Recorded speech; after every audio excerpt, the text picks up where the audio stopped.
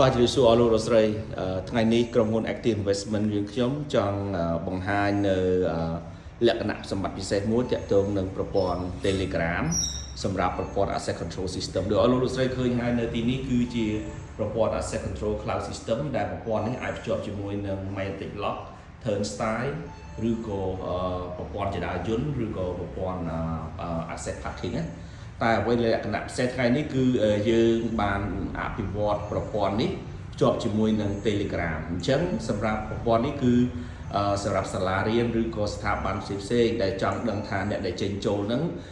ម៉ោងប្រហែលអីប្រហែលហើយជាពិសេសបើសិនជាសាលាជាតិឬអន្តរជាតិដែលតម្រូវឲ្យពេលដែលសិស្សនិស្សិតចូលទៅក្នុងសាលាហ្នឹងហើយលើកណា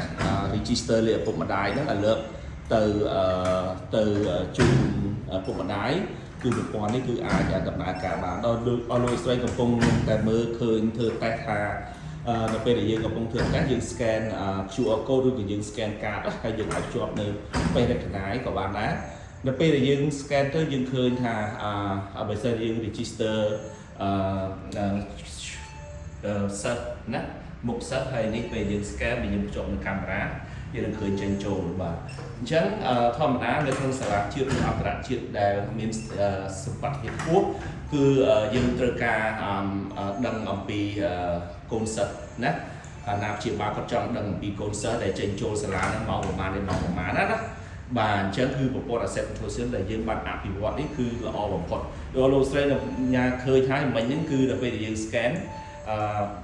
យើង register លេខឪពុកម្ដាយចូលនៅក្នុង system របស់យើងនេះយើងនឹងឃើញថា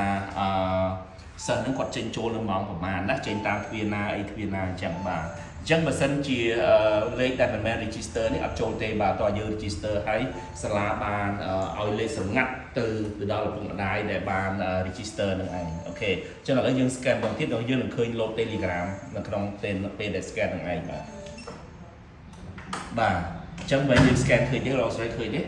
បាទអញ្ចឹងយើងឃើញ load Telegram ហ្នឹងបាទអញ្ចឹង Telegram នេះគឺ load ហ្នឹងគឺប្រាប់អំពីឪពុកម្ដាយ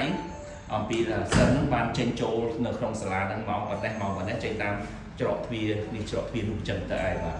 អញ្ចឹងបើសិនឲ្យលោកស្រីត្រូវការព័ត៌មានលម្អិតនៅក្នុងភ្ជាប់ប្រព័ន្ធ asset control